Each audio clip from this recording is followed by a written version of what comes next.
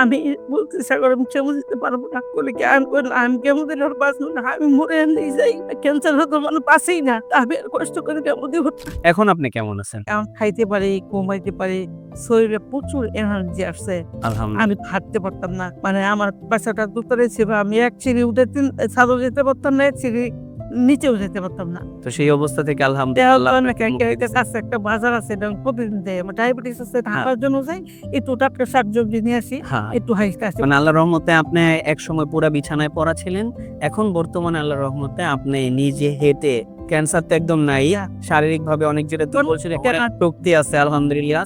এখন নিজের যে হেঁটে পাশের বাজার থেকে গিয়ে বাজার করতে পারেন। আসসালামু আলাইকুম ওয়া রাহমাতুল্লাহি ওয়া বারাকাতুহু। আমি ডক্টর মোহাম্মদ আসলাম। বর্তমানে বিশ্বনন্দিত ক্যান্সার চিকিৎসা কেন্দ্র গণস্বাস্থ্য হোমিওতে এজ এ ক্যান্সার চিকিৎসক হিসেবে নিয়োজিত আছি। আল্লাহর রহমতে আমরা আজকে সরাসরি একটা রোগীর কাছে চলে যাব, যিনি কিনা ব্রেস্ট ক্যান্সারে আক্রান্ত হয়ে আমাদের এখানে চিকিৎসা আসছিলেন এবং আল্লাহর রহমতে আমাদের এখান থেকে চিকিৎসা করে বর্তমানে উনি সম্পূর্ণরূপে সুস্থ আছেন। চলুন আমরা শুনে আসি ওনার মুখ থেকে কিভাবে উনি আক্রান্ত হয়, কিভাবে চিকিৎসা করেন এবং বর্তমান কি অবস্থাতে আছেন। আসসালামু আলাইকুম। ওয়ালাইকুম আসসালাম। আন্টি কেমন আছেন আপনি? আলহামদুলিল্লাহ, আল্লাহ ভালো রাখছে। আল্লাহ ভালো রাখছে। আপনার নাম জানি কি? আমার নাম মোসাম্মদ শিরিন আক্তার। মুসাম্মদ শিরিন আক্তার। আপনার বাবার নাম কি? আব্দুর রশিদ মন্ডল। আপনার মায়ের নাম? জয়গুন বেগম। জয়গুন বেগম। আপনি বর্তমানে থাকেন কোথায়? গাজীপুর।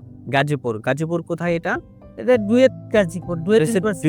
ডুয়েট ইউনিভার্সিটির সাথে, মানে ডুয়েট গাজীপুর। হ্যাঁ। কি নামে আপনাকে খোঁজ করলে পাওয়া যাবে? তো আমার ছেলে লিখে, হ্যাঁ, যে সাগর ইস্তিয়াক সাগর। ইস্তিয়াক সাগর, মানে ডুয়েট গাজীপুরে গিয়ে যদি আমরা ইস্তিয়াক সাগর ভাইয়ের নাম ধরে বলি তাহলে আমরা সরাসরি আপনাকে পাবো।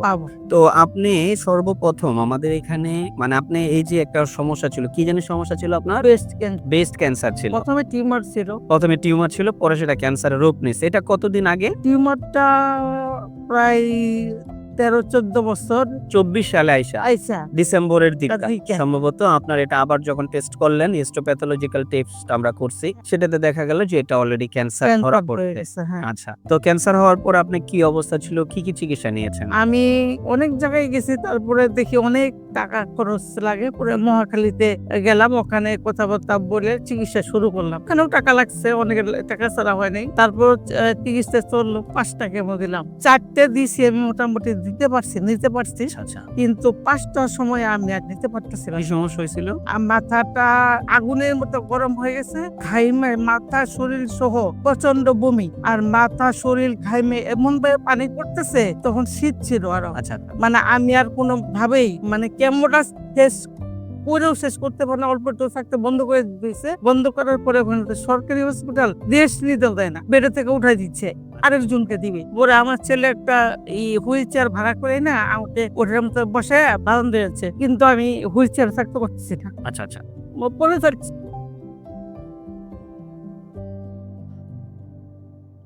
পরে আমার ছেলে মানে আমাকে ধরবে নাকি একটা গাড়ি ঠিক করবে নাকি মেনতে পারছেন না ভাবে কেন করছে সিচুয়েশন বুঝে। পরে আরেকজন হেল্প নিয়ে একটা সিএনজি একদম গাজীপুর আমার বাসা পর্যন্ত মানে 70 টাকা ভাড়া চাইছে, খালি আমাকে ধরে দিন তলাতে নামায় সিএনজিতে উড়াইছে। আর সারা সিএনজি মনে আমি কোথাইছে, মানে আপনি কিছু বলতেই পারবেন না। আচ্ছা, আচ্ছা, পরে বাসায় এলার পরে অনেকক্ষণ পরে আস্তে আস্তে একটু হয়েছে, কিন্তু আমি কিছুই খাইতে পারতাম না। আচ্ছা, মুখে ঘা মারিয়ে দিয়ে জিহ্বা এত পরিমাণে ঘা, আপনি এমনি পানি খেলেও খাইতে পারবেন না। আচ্ছা, আচ্ছা, এমন অবস্থা হয়ে গেছিল। তারপর বমি, মানে আপনি যাও শুধু ভাত খাবেন, তাও বমি হলে কি খাওয়া যাবে না। হ্যাঁ, বমি, প্রচন্ড বমি। আমি শুধু সারাদিন একদিন শুয়ে থাকি, কিছুই খাইতে পারি না। আস্তে আস্তে শুকাইয়া মানে এমন হয়েছে আমি বাথরুমে যেতে পারি। আচ্ছা, আচ্ছা, ওরা আমাকে এমন থাকতে পরে আমি বললাম যে যখন 6 নম্বর কেমো টাইম আসতেছে, আমি বলতে সাগর আমি কেমো দিতে পারবো না। বলে কি আমি বললাম, আমি কেমো দিলে আর বাঁচবো না। আমি মরে এমনি যাই। ক্যান্সার হতো মানে বাঁচেই না। আমি আর কষ্ট করে কেমো দিব না। বলে আমার ছেলে বলছে তাহলে তোমার কিভাবে চিকিৎসা করে। ও শুক্রবার দিন নামাজ পড়ে এসে খায়া মোবাইলটা দেখতে আপনাদের অ্যাডটা আসতেছে। এটা অনেক ভালো করে দেখছে।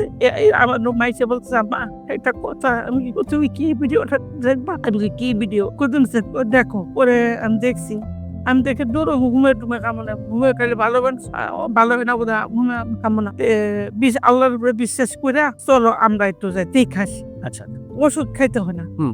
আগে আমরা দেখে আসি। এটা কত মাস আগে? আজ থেকে 7 মাস। আজ থেকে 7 মাস আগে হবে। আপনার লাইন চলতেছে। জি, জি। পরে আমার আম্মা, আমার ছেলের বউ, আমি, আমার ছেলে একটা প্রাইভেট কার নিয়ে আপনাদের এখানে আসছি। আচ্ছা, আইসা পরে সবকিছু জানছি, আপনার সাথে কথা বলছি, আরো সবাইকে জিজ্ঞেস করছি, মানে অনেকক্ষণ জানছি, দেখছি, পরে দেখা পরে চলে গেছি। ওষুধ সেদিন নেই।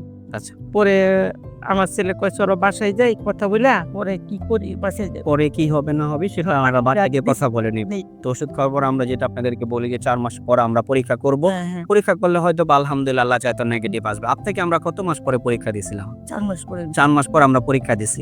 তো আল্লাহর রহমতে আপনি 4 মাস পরে আল্লাহর রহমতে আপনি ক্যান্সার থেকে সম্পূর্ণ মুক্ত আছেন। এখন কি আপনি আল্লাহর রহমতে সম্পূর্ণরূপে ভালো আছেন?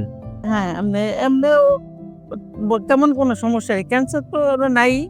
আর এমনি খাইতে পারি, ঘুমাইতে পারি। শরীরে প্রচুর এনার্জি আসছে। আলহামদুলিল্লাহ। আমি হাঁটতে পারতাম না। মানে আমার বাসাটা দোতলায় ছিল। আমি এক সিঁড়ি উঠে ছাদেও যেতে পারতাম না, এক সিঁড়ি নিচেও যেতে পারতাম না। তো সেই অবস্থা থেকে দেওয়া আলহামদুলিল্লাহ তো আপনাকে মুক্তি দিছে। কাছে একটা বাজার আছে, এটা আমি প্রতিদিন যাই। আমার ডায়াবেটিস আছে, ঢাকার জন্য যাই। একটু টাটকা শাকসবজি নিয়ে আসি, হ্যাঁ। একটু হাইস্টা আসি। মানে আল্লাহর রহমতে আপনি একসময় পুরা বিছানায় পড়া ছিলেন। এখন বর্তমানে আল্লাহর রহমতে আপনি নিজে হেঁটে ক্যান্সার তো একদম নাই। শারীরিকভাবে অনেক যেটা তো বলছিলেন শক্তি আছে আলহামদুলিল্লাহ। এখন নিজের যে হেঁটে পাশের বাজার থেকে গিয়ে বাজার করতে পারেন।